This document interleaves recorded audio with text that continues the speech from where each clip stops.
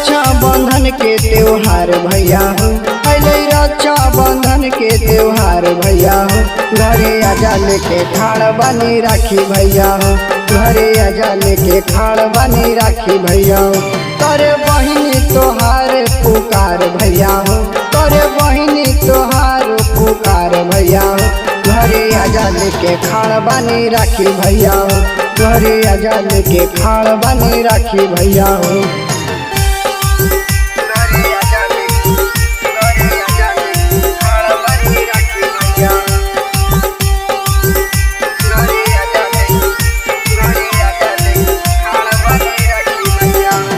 माया आरती recording studio Rajgir.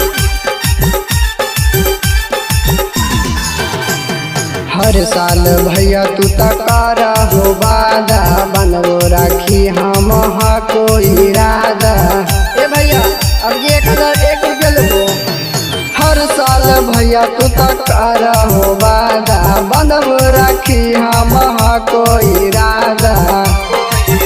सब पूछेला सखी सहेली भैया हो, सब पूछा है सखी सहेली भैया हो। घरे आजा लेके खाड़ बनी राखी भैया हो, घरे आजा लेके खाड़ बनी राखी भैया हो।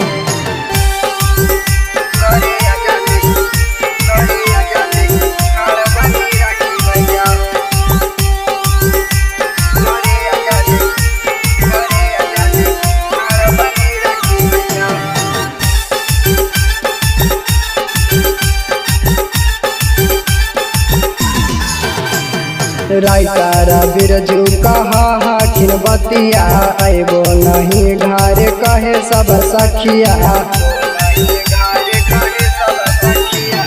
राइटर बिरजू कहा हखिन बतिया, आइबो नहीं घर कहे सब सखिया। राहुल रौशन बांधल खीन राखी भैया हो, गोलू गुलशन बांधल खीन राखी भैया हो। घरे आजा लेके खाड़ बनी राखी भैया हो, घरे आजा लेके खाड़ बनी राखी भैया हो। माया आरती रिकॉर्डिंग स्टूडियो राजगीर।